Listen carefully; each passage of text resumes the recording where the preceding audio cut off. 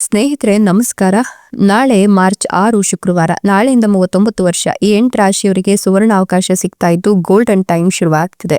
ಭರ್ಜರಿ ಹಣ ಗಳಿಸುವ ಯೋಗ ಇದ್ದು ಲಕ್ಷ್ಮೀ ದೇವಿಯ ಕೃಪಾಶೀರ್ವಾದ ನಿಮ್ಮ ಮೇಲೆ ಇರಲಿದೆ. ಹಾಗಾದ್ರೆ ಆ ಅದೃಷ್ಟವಂತ ರಾಶಿಗಳು ಯಾವುವು, ಅವುಗಳಿಗೆ ಏನೆಲ್ಲ ಲಾಭ ಸಿಗುತ್ತೆ ನೋಡೋಣ.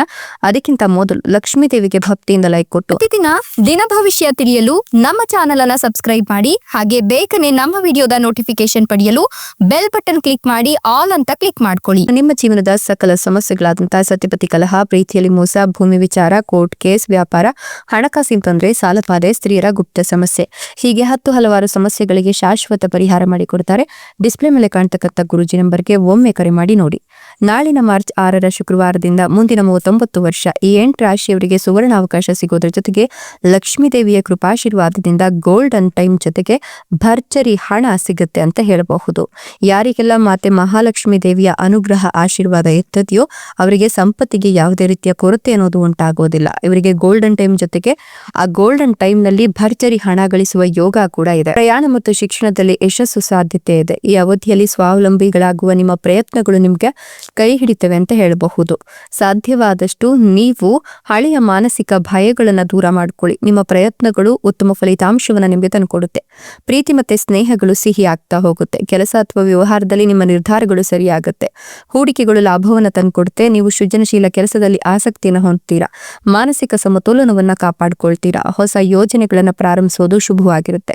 ಕುಟುಂಬ ಮತ್ತು ಮಕ್ಕಳೊಂದಿಗೆ ಸಮಯ ಕಳೆಯೋದು ಮನಸ್ಸಿಗೆ ಶಾಂತಿಯನ್ನ ತಂದುಕೊಡುತ್ತೆ. ದೀರ್ಘಕಾಲದ ಕಾಯಿಲೆಗಳು ಅಥವಾ ಕಾಯಿಲೆಗಳಲ್ಲಿ ಸುಧಾರಣೆಯ ಲಕ್ಷಣಗಳು ಸಿಗುತ್ತೆ. ಆರ್ಥಿಕ ಮತ್ತೆ ವೈಯಕ್ತಿಕ ಜೀವನದಲ್ಲಿ ಸುಧಾರಣೆಯನ್ನ ಕಾಣ್ತೀರಾ.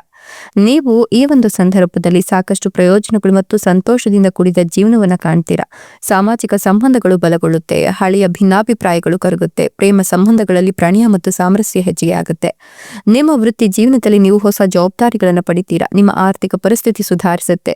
ಶಿಕ್ಷಣ, ಕಲೆಗಳು ಮತ್ತು ಸೃಜನಶೀಲ ಅನ್ವೇಷಣೆಗಳಲ್ಲಿ ಯಶಸ್ಸು ಕಂಡುಬರುವ ಸಾಧ್ಯತೆ ಕೂಡ ಇದೆ. ವ್ಯಾಪಾರ ಪಾಲುದಾರಿಕೆಗಳು ಅಥವಾ ಹೊಸ ಸಂಯೋಗಗಳು ಅಥವಾ ಹೊಸ ಸಹಯೋಗಗಳು ಪ್ರಯೋಜನಕಾರಿಯಾಗುತ್ತೆ. ಮಾನಸಿಕ ಸ್ಪಷ್ಟತೆ ಮತ್ತು ಆಲೋಚನಾ ಸಾಮರ್ಥ್ಯ ಹೆಚ್ಚಿಗೆ ಆಗುತ್ತೆ. ಪ್ರಯಾಣ ಅಥವಾ ಧಾರ್ಮಿಕ ಚಟುವಟಿಕೆಗಳು ಸಹ ಪ್ರಯೋಜನಗಳನ್ನು ತಂದುಕೊಡುತ್ತೆ. ನಿಮ್ಮ ಆರೋಗ್ಯದ ಕಡೆ ಸಾಧ್ಯವಾದಷ್ಟು ಗಮನವನ್ನು ಹರಿಸಿ.